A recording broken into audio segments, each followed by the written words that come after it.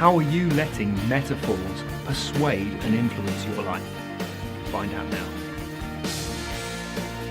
Hey everyone, Mike Sweet here from mikesweet.co.uk, giving you the edge in life and business with NLP and psychology. Now today's video is all about metaphors and influence. How a metaphor can influence a person. Now, I'm sure you all realise that storytelling is metaphorical, and storytelling is a real powerful way to influence, to persuade, and to capture someone's imagination, which is really what it's all about. Metaphors are very hard to disagree with, which is one of the reasons that salespeople use them, that teachers use them to allow learnings. They are everywhere in our lives, but it's really understanding how you can begin to use them consciously, and also trying to pick apart whenever you have the unconscious metaphors in your life that's perhaps holding you back. So there's two parts to this that I want to go over today. And the very first part is about the metaphors that you use in your life for yourself. Now, while I was deciding what today's video should be about, I went for a walk with a dog. And I went to a new part of a forest that I've never been to. And where we are now, November time, the leaves have fallen off the tree, but it's a beautiful place. And it just seems as if the trees and the forest had changed. And I came to a junction that I hadn't been to before. And there were 6 pathways that I could choose to take, all of which were different, all of which I'd never been down before. And all of which will probably have its own twists and turns. So how do you choose? You see, that last paragraph was riddled with metaphors about twists, about turns, and it could mean twists and turns in my life. Whatever you may took for it, you may have recollected a time in your life that you were at a woods and transported into this storytelling. Now, that was very unstructured. I wasn't reading it, I was just blurting some stuff out. But it's powerful stuff. Metaphors are powerful. Now, the first piece I mentioned is about how you use metaphor in your own life that potentially holds you back. You'll hear people say things like, this burden on my shoulders, it's weighing me down. Well, I understand that, but I've never seen anyone walk around with a burden on their shoulders. But the point is, when someone believes it and uses those types of metaphors, they really do feel it. That's a fact.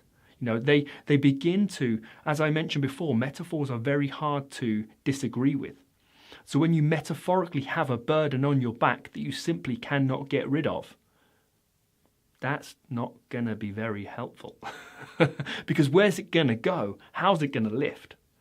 You see, some of you, well, most of you may know that I've been a hypnotherapist and a coach for a number of years, and actually some of the things that we use, some of the techniques, is to find people's unconscious metaphors that they kind of just blurt out that are restricting or limiting, and create another metaphor around that to shift it or to create possibility or chance. So if someone metaphorically has a burden on their shoulders, then why not metaphorically allow that to fall away with each and every step that you take? Almost as if that shock from when your feet hit the floor, the weight begins to crumble and fall away, leaving you feeling light and with possibility. Now that sentence is also a load of rubbish, but it's freeing. It can allow a metaphor to break down. So be aware of your own internal metaphors whenever you can, and how they are limiting you or how they are driving you forward.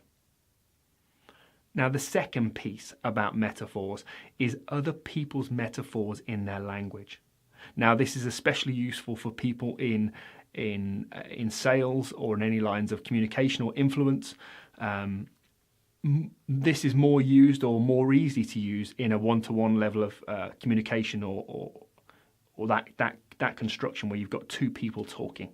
And let's say you have a business meeting with someone talking about a business strategy, why not?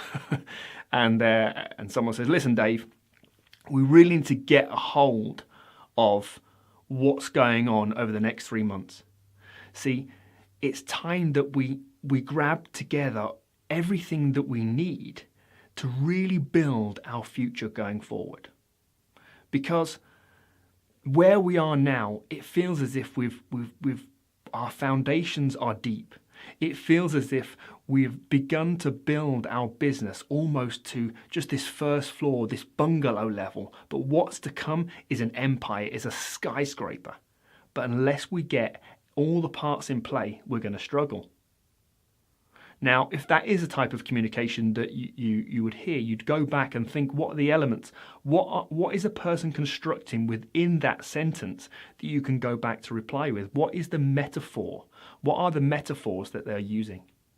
Now, that was about construction, about foundations, and about big pieces, metaphorical bricks, metaphorical chunks, parts, growth in this kind of building terminology.